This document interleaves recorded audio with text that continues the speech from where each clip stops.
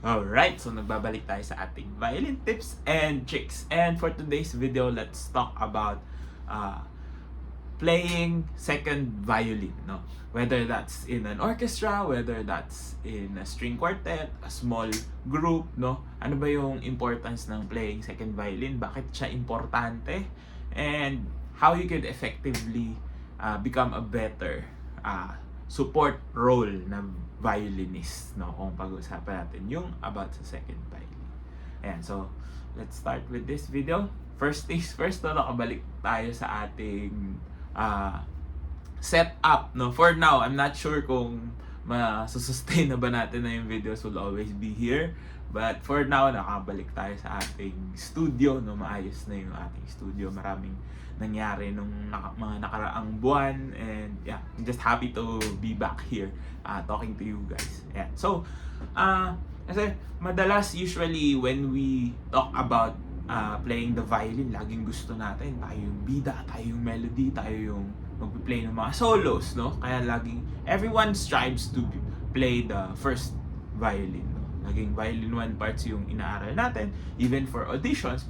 But we also have to understand that the second violin is not second place, no? When we talk about playing, no? In a group, sabi nga natin, when we play in a group, we have roles, certain roles, no? Parang basketball team, no? Hindi lahat pwedeng star player, hindi lahat pwedeng superstar, hindi lahat dapat yung humahawak ng bola. Yung iba pinapasahan para shoot, yung iba dumedepensa, 'di ba? So, understanding your role as a musician, no? In a small group, in a quartet, in a chamber group, even no, kahit dalawa lang kayo, no? You have to also understand your role. Dapat ba nag-a-accompany ka lang? Dapat ba ikaw yung mag-stand out, no? Yan. So, kasi laging nakikita ng tao sa, especially in a string quartet or in an orchestra, na first violin will play the melody, siya yung magli-lead ng group, and then the second violin just follows.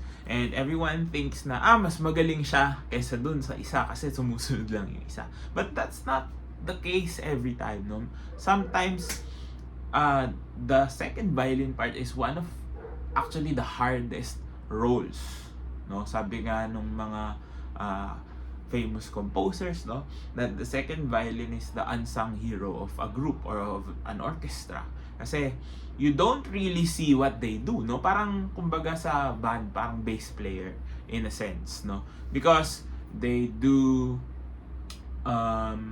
they play harmonies, they also play melodic lines, or support the melodic lines of the first violin. For example, minsan they do octaves, they do thirds, they do sixths, no? Maraming roles yung second violin, and that's the thing that makes it hard. Sometimes you do harmonies, diba? Sometimes you also do melodies, and most of the time rhythmic patterns, no?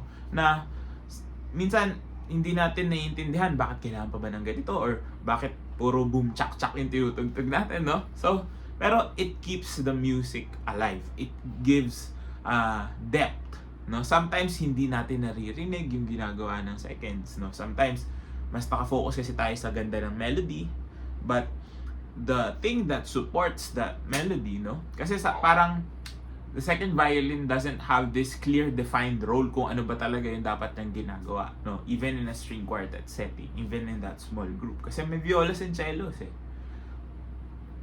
The thing kasi is, the second violin plays the same notes as the first violin. Diba yung range nila is the same, but you have to play on a lower register because hindi pwedeng sobrang dikit kayo ng isang section pa, diba? Now, in an orchestra setting, ganun din. Hindi pwedeng pares na pares kayo lang tinutugtog.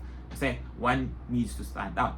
And by you doing your role, no? Ano ba yung role na kailangan mong gawin? Understanding, for example, minsan mag-harmonize ka sa kanya, susundin mo intonation niya, susundin mo yung the way they play, their bowings, all those things, di ba? Susunod ka. You have to be a good follower para maging effective ka na second violin player, no? But it doesn't mean na they have the better parts, they play better than you. Kailangan sasabayan mo sila. It doesn't mean na mas magaling siya sa'yo. Dapat kapag ang piniplay mo yung second violin, you have to also have this pride of, understanding your role, understanding the pieces that you're playing. Kailangan, kung magaling yung pagkakatugtog ng first violins nyo, yung second violin, they should match that level, no? Kasi, if one is better than the other, hindi magpapantay yung tunog ng group, no? Everyone will suffer. So, as a musician, as a violinist, no, you should be able to play first violin part, second violin part. Naiintindihan mo kung ano yung roles na ginagawa mo. You also have to understand how to play rhythms properly.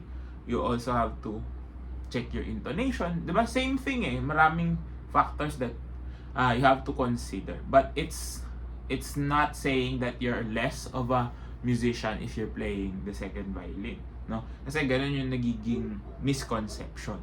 Pero bakit nga ba ganun? It's because I think kasi sa first violin, usually you play the highest notes, 'di ba? In a string section. So, hindi ka pwede maglagay ng mga beginners on the first violin even though they're just playing the main melodies, 'di ba? Kasi mas madali talaga tumugtog ng melody. Let's be honest. When you're in the first violin, matataas yung nota mo. Ikaw yung pinakamataas na register. So, a lot of, student orchestras tend to do this na ilalagay ko sa second violin yung mga beginners or your less experienced players because ano ba itutugtugin ng violin 2? Siyempre, yung mga nota niya nasa loob lang ng staff. So, madaling ma-play, no? You can play in the first position, no? On lower positions. So, that's why sa student orchestras, ganun yung nangyayari. And then, of course, yung harmonies, usually, pag nag-harmonize ka, long notes lang. So, it's easy to track. But, the complicated parts, when complicated parts comes in, for example, if you're playing rhythmic passages, no? Nagbibigay ka ng rhythm, kailangan on point yung rhythms nyo, no? Kailangan sakto sa mga, let's say you're playing a syncopated pattern, kailangan eksakto yun. So, I think maganda din talagang training ground yung pagiging second violin. But yun nga, pumapasok yung misconception that first violinists play better than second violinists because of that skill gap when it comes to playing higher notes. But in the professional setting, I think it's very, very different, diba? Kaya yung mga second violin players are also as competent as the ones playing first, no? Pero you have to understand that your role, even though sometimes you're not heard, sometimes your playing is not seen as something, virtuosic or somewhat na not a lot of people tend to gusto kong maging gano'n, no? So hindi siya yun yung part na yun. Give it to yung bida, no? Yung mga first violins. But yeah, the training that you will receive will help you not just in chamber playing or orchestra playing, but also in your solo playing, no? If you understand how to do your job, your role properly, syempre mas maganda yun, no? So, huwag kayong matakot na nilagay ako sa second, baka ganito lang ako. You have to embrace that, no? You have to understand na hindi porket nandito ako, hindi na ako tutugtog or hindi ko na gagawin yung role ko. The more that you need to practice, because again, it becomes more complicated, no?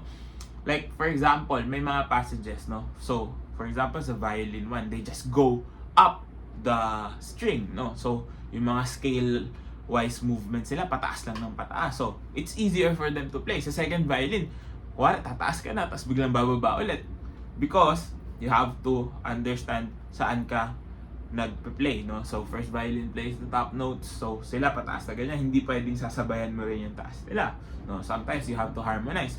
Or, you have to, play a third below. So, pataas na kayong ganyan, bigla kang bababa na ganun. So, technique-wise, medyo mas mahirap din talaga siya because there's a lot more string crossings that's gonna happen. Kasi, you are not necessarily limited, but you are playing on a lower register. So, nakikipag level out ka sa first violin. So, yeah, it's a bit more complicated than you think, no? Hindi siya talaga madali. So, if you're playing whatever part, no, first or second violin ka nagpe-play, embrace your role and understand that you are needed. Even though sometimes, no, sa second violin nga, minsan hindi naririnig yung efforts mo or hindi siya nagta-translate directly to the audience. You are as important as everyone else in the group. And you must do your part and enjoy that role para maging maganda yung pagpe-play. And so sana nakatulong tong video na to. If it did, please do drop a like. Comment down below more content you'd like to see, and of course subscribe to my YouTube channel. Follow me on all my socials. All the links you need down in the description box below. This has been Ryan Monakil for Violin Tips and Tricks, and I'll see you on the next video.